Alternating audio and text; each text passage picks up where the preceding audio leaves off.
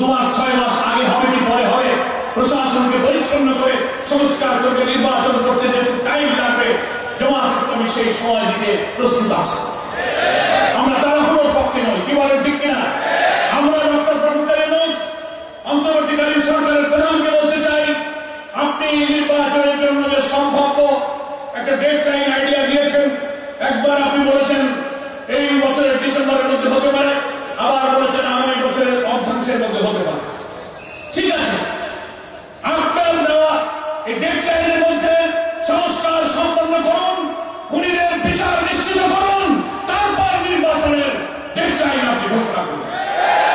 সেই নির্বাচনে জামাত ইসলামী এই সরকারকে সহযোগিতা করবে। যদি অন্তর্বর্তীকালীন সরকারের একটি অবাধ, নিরপেক্ষ, গ্রহণযোগ্য, পার্টিসিপেটরি, ইনক্লুসিভ, ক্রেডিবল একটা ইলেকশনের পথে কেউ বাধা তৈরি করে, নতুন নতুন উস্কানি দিয়ে দেশকে অস্থির করতে চায়, বুঝতে হবে এরা ইলেকশনকে বিলম্বিত করার চেষ্টা করছে। এরা আমাদের দেশপ্রেমিক ছাত্র জনতা রক্তের সাথে কিন্তু সম্মান দেখাচ্ছে, এদের অসৎ উদ্দেশ্য। এই জন্য আমরা সরকারকে বলছি, জনগণ আপনার সঙ্গে আছে, দেশকে আপনি শান্ত রাখুন। আপনার উপদেষ্টা পরিষদে যারা আছে, আমরা জানি তারা জ্ঞানী, বুদ্ধিমান, রাজনীতি আপনারা করেন না, কিন্তু আমাদের অনেক সিদ্ধান্ত, অনেক পলিসি রাজনীতিকে কিন্তু প্রভাবিত করে। এই দেশেরই মানুষ, এখানেই বড় হয়েছেন।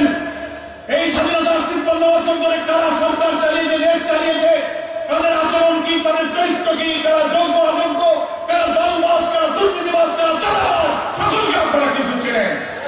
ফলে আপনি ভয় পাওয়ার কিছু নেই। একটা সুষ্ঠু নির্বাচনের জন্য আপনি সামনের দিকে এগিয়ে আসবেন এবং জামাত ইসলামের সংগ্রামে আমি বাংলাদেশে একটি নতুন বাংলাদেশ, একটি স্বপ্নের বাংলাদেশ, বাংলাদেশের জন্য আমাদের ছেলেরা রক্ত দিয়েছে, সেই নতুন বাংলাদেশ গড়াকে ডাক দিয়েছে। সেই বাংলাদেশ গড়ার জন্য নেত্রকোনাবাসীকে এগিয়ে আসতে হবে। আপনারা কি সবাই প্রস্তুত আছেন?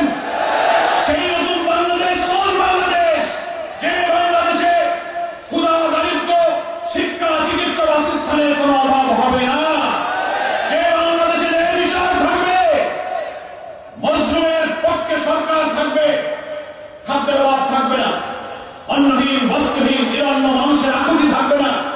রাসূল সাল্লাল্লাহু আলাইহি ওয়াসাল্লাম ইসলামিক কল্যাণ রাষ্ট্রের যে ধারণা দিয়েছেন, একটা ওয়েলফেয়ার স্টেট যেখানে সামাজিক মর্যাদা, মানবিক মর্যাদা, সাম্য, সুবিচার থাকবে, ন্যায় বিচার, সেই ইনসাফপূর্ণ একটি রাষ্ট্র, সমৃদ্ধ, উন্নত বাংলাদেশ হচ্ছে আমাদের মিজান।